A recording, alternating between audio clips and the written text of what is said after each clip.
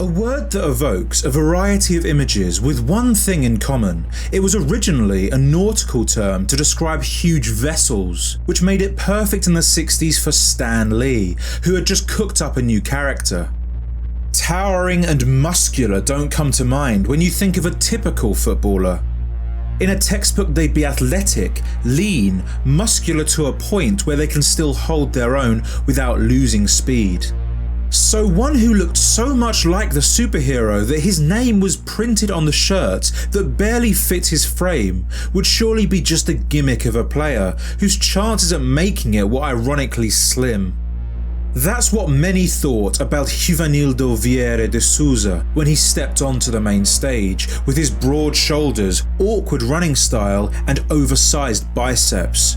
Though that's not the name they knew, because by then he'd committed to a new one. It's nice. I like it because it's worked for me. I think that to have a superhero name motivates you even more.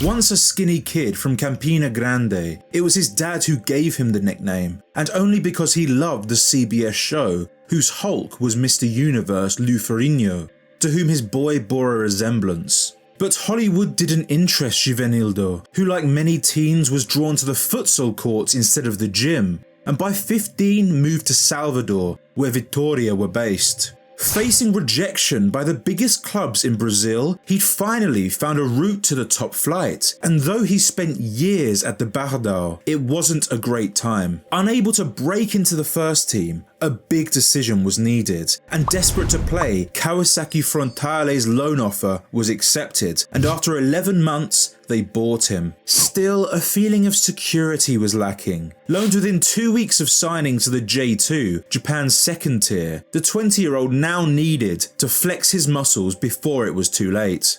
In Sapporo, he was finally given time, and with it proved himself far beyond this level. A bit of a clumsy dribbler at times, he could rely on his power and pace alone to get past the frankly awful defenders, who often wouldn't even bother trying to stop the ball.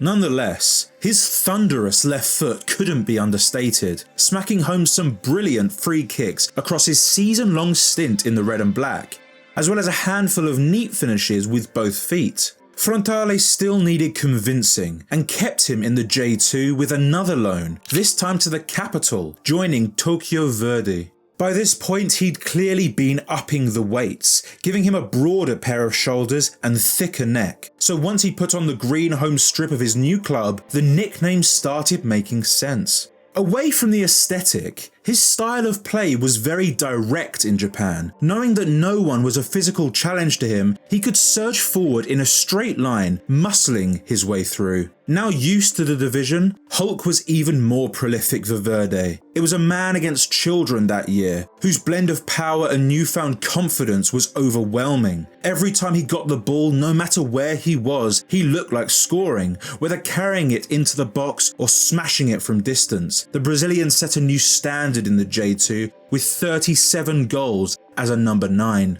Single-handedly getting them promoted, it was almost embarrassing for a 22-year-old of Hulk's caliber to be playing in such a low standard, and by the middle of 2008, his agents started getting busy. Japan's never been a hotspot for discovering talent, but Hulk was unmissable, and in that odd period where some South Americans were third-party owned, FC Porto paid €5.5 million to a Uruguayan club called Rentistas for 50% of his playing rights. It's a confusing system that comes down to his agents, whom he gave economic control, and would explain how he ended up where he did. But now he was entering through the doors of the Estádio do Dragão as the marquee name of the Portuguese champions, marking Hulk's arrival in Europe. Those first 2 years in the blue and white stripes were solid for the newcomer. Averaging 20 goal contributions per season, his transition was smooth and began a partnership with Christian Rodriguez and Lisandro Lopes. The trio were versatile, allowing them to interchange so often. Hulk, though primarily a right winger, would drop in as centre forward and do it well. Retaining the league title as a debutant, it wasn't such plain sailing afterwards. In the aftermath of a derby loss to Benfica, Hulk channeled the character he was named after in the tunnel, charged with assaulting a steward during a scuffle and facing a 3-month ban. This was just a hiccup, as his on-pitch showings had finally garnered attention from Seleção, and after an unconventional start, it felt like his career was taking shape.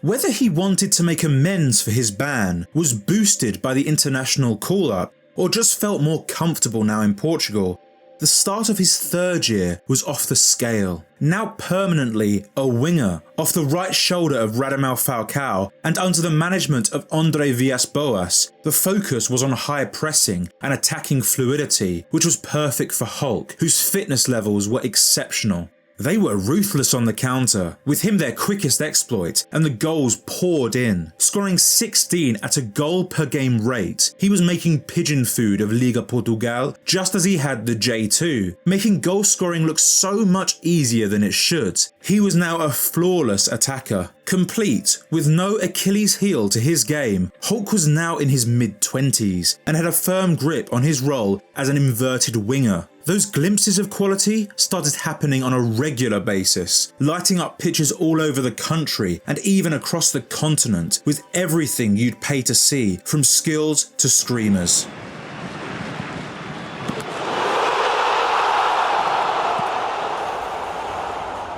He'd line up a strike with the technique and posture you'd see in a tutorial, clearly working overtime to hit the ball as powerfully as he could while keeping it from flying off target. His repertoire of finishes had grown, more cultured when beating the keeper, and though his left was better, the winger was still two-footed, making him unpredictable. Selfless as well, he was judicious in possession, knowing when to take a shot or pass, becoming the perfect foil for the Colombian, and the pair were unplayable. In fact, the whole team were unplayable. At the time, Porto were one of the most magnetic watches in Europe, with a goal difference of 57. They were scoring the most and conceding the least, which ultimately made for a monumental campaign, going invincible domestically for a league and cup double. Adding to that was the Europa League, clutching a 1-0 win in Dublin over fellow Portuguese side Braga. Hulk was now a treble winner. Now with a buyout clause of €100 million, he'd had a marvellous year. Named the Primeira Liga's best player with the highest goal count, the Brazilian had racked up a staggering 62 contributions in just over 50 matches. Adored by the fans who he'd honoured as the team's 12th man, the feeling intensified when, while Falcao and the coach abandoned the Dragão, Hulk stayed put as captain, rejecting tasty offers for the sake of loyalty. O presidente do Benfica também disse numa entrevista recentemente que o Hulk não terá feito assim tanta falta, porque afinal de contas jogou contra o Benfica e contra o Arsenal e o Porto perdeu. Tem algum comentário a fazer? Quem? O presidente do Benfica. Não conheço, não. Só conheço Pinto da Costa. Back at the season's start, club president Pinto da Costa had shown the big man real sensitivity, allowing him all the time he needed to go home and grieve with his family after the tragedy of his little niece. Não lembro, foi logo quando eu acordo ou antes de dormir que eu vejo a mensagem, né, da minha família, minha mãe desesperada, tudo. Né, no caso eu tinha acabado de perder uma sobrinha. E ali o mundo desabou para mim naquele momento ali, eu não sabia o que fazer. Eu não sabia, não conseguia pensar e só chorava. E vendo o desespero da minha família lá, né, tudo. Eu tive que ir pro Brasil de todo jeito, né, de viajar. Para mim foi muito complicado. Viagem pro Brasil parecia que era uma eternidade, não chegava, sabe? Foi difícil para mim naquele momento. Coming off his greatest campaign yet, with his name hotter than ever, he really should have gone, but spent another year in Portugal, leading them to a 25th league title, with another 21 hash marks to extend his tally, most of which were met with an amplified roar from the fans, who knew that his farewell was looming. Whether driving down the middle, dropping the goalie and tapping it in, or cutting in from the right to unleash a thunderbolt, he could get them on their feet. Since arriving, he'd never shown goalies any mercy, and now they were scared of him, because with a registered shot power of 75 miles per hour. It was like facing a prime Mitchell Johnson. They could be concussed. April 2012 saw him named Portugal's Player of the Month for a record 6th time. And taking with him 11 medals, he left the top flight as a cult hero of Porto, still beloved to this day. Everyone was curious where he'd go now. It looked like Chelsea were leading the race, prepared to splash £80 million on a successor to Drogba, and as champions of Europe, money wasn't the only incentive. By the end of the summer, the 26-year-old had gone a different way. Instead of crossing the English Channel, he flew over the Baltic Sea to Russia's St. Petersburg, agreeing a lucrative deal with FC Zenit. It was pretty shocking news that left the world of football disappointed, hoping to have seen Hulk in England or Spain for his peak years, and the assumption was that the wages were too good to turn down. Actually, this was an exciting time for Zenit. After the Gazprom takeover of 2005, they could now attract top coaches and afford better manpower to end a 23-year drought with a second, third and fourth Russian championship by the summer of Hulk's arrival, who was announced as the first world star signing for the blue-white Sky Blues. Winning their first ever European final in 2008, Zenit's UEFA Cup victory landed them in a Super Cup bout with Manchester United, again coming out on top, announcing this new era of the club. While he and Axel Witsel marked a turning point in the club's history that excited the fans, inside the changing room the vibe was more toxic. Some of the long-serving stalwarts of the team were irked when reports came out that this newcomer was being paid 3 times as much as them. But keen to protect their marquee boys, those who complained were demoted to the second team as punishment. This was just the start of what was a turbulent opening year in Russia. He faced racism every week, from chants in the stands to even a match official. A Zenit fan forum published a manifesto on its website calling for a team without black or gay players. I quote, "We are not racist, but for us the lack of black players at Zenit is just an important tradition, underlining the identity of the club." He suffered a head injury and was rushed to hospital, and also clashed with management. Luciano Spalletti brought him off 10 minutes early in a Champions League clash with Milan, infuriating him, and Hulk threatened to leave in the new year of 2013, only months into his 5-year contract. And though continuing to make the net ripple in jaw-dropping fashion on a weekly basis, the team's fortunes didn't improve, and heads turned towards the priciest star. No silverware in the first 2 years. The board decided that it was Spalletti's fault, midway through his 5th season in charge, to make way for a familiar face that relaxed Hulk's tensions. Before reuniting, he had some international duty to attend to, called up for Brazil's 2014 World Cup squad, his first ever. Much like in his youth, Hulk's motherland hadn't been so accepting of him until last June, when he featured in every match of the Confederations Cup to get a taste of Seleção glory. This, combined with the fact that they were hosting for the first time in 64 years, made them strong favourites, but an infamous meeting with the Germans put a winning run 6 feet deep, and served Hulk his most embarrassing 45 minutes to date. As Brazil 1, Germany 7. Back in Russia, AVB, looking to revive his flailing career, was resting a lot on the broad shoulders of the 7, and Hulk was happy to help. Still very much in the form of his life, his consistency was remarkable, something never credited in the bigger picture. Avoiding injury, he missed only 3 games under the new coach, all yellow card suspensions, and his stats never dropped off. Viewers of Zenit saw it so much that they took for granted how unreal his goals were. At least a couple times per month, they'd tune in to see him effortlessly bang a screamer from 50 yards. And since his right foot had seen practice, the angle didn't even matter. It became his trademark.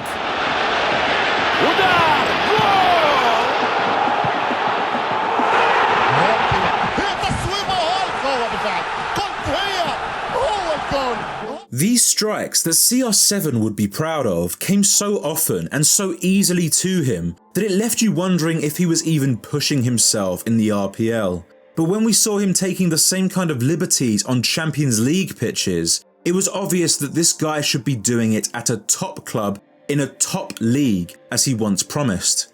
When he buried another worldie in Ufa, the title was theirs, overthrowing CSKA Moscow, the more decorated in this two-horse race.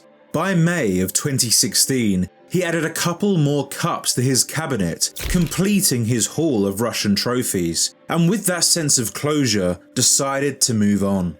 Now, he had just turned 30, yet that year was named in UEFA's team of the group stage, so the option was still there to dip his toe in the big leagues. This was the critical point for Hulk, who was always being told how openly he'd be embraced at the Bernabeu or Allianz, and that he was too talented for away trips to Mordovia Saransk. For all this talk of glory, he never seemed tempted by anything but the paper trail, which this time took him to the now financial powerhouse of the Chinese Super League.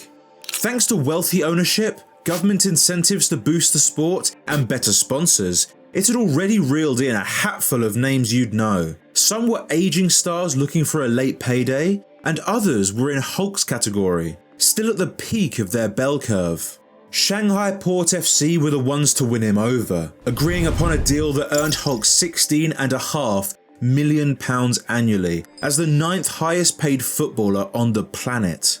Within 12 months, he was followed by Chelsea's Oscar to form a duo that led the club to their first ever title in 2018. This time in red, he was again the bully of Asian football, stronger, faster, better than those he came up against, putting the Super in the CSL. As one of their first elite stars, the division wasn't ready for someone of his ilk, and though the goals were as extraordinary as ever, it seemed too easy, and outside of the Orient no one really cared. Gradually, across the 50 months in China, he faded out of the Western eye into obscurity, and with his name never mentioned in a World Cup or Copa America again, people started to forget about Hulk, particularly as the CSL project to become a superpower of the beautiful game never worked out. Enduring the pandemic in China so he could hit a century of goals for Shanghai, he brought his career full circle and completed the dream he was denied when still Givanildo, becoming a big shot of the Brazilian Serie A.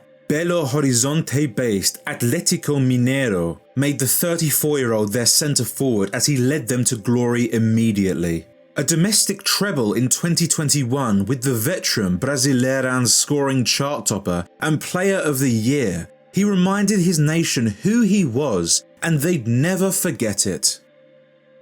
Whether you see it as a money-hungry athlete globetrotting to chase the bag, or one who never felt the need to succumb to the pressures of the modern game, the story of Hulk is a compelling one.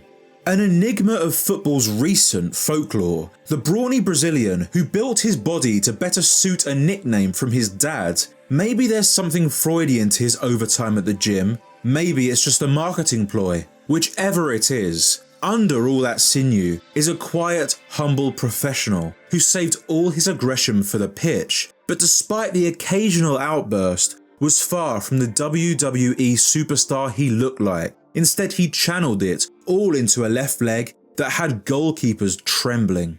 Perfecting the art of max power, max accuracy, Hulk never skipped a leg day, nor shooting practice, putting those hours of deadlifting to good use. Muscle work's never been the focus for footballers, so when you hear of a guy named Hulk with a bodybuilder's physique, smashing home long shots in Japan or Russia, it was hard to take him seriously. Until you saw him play. A force to be reckoned with. It was like having an offensive lineman dropped on a football pitch, who defenders had to team up on, grab, pull and kick at to slow his momentum. But he also had the Brazilian flair and tricks up his sleeve. Flip-flapping, step-over spamming, rainbow flicking past defenders. It was unfair that someone of his size had that much skill.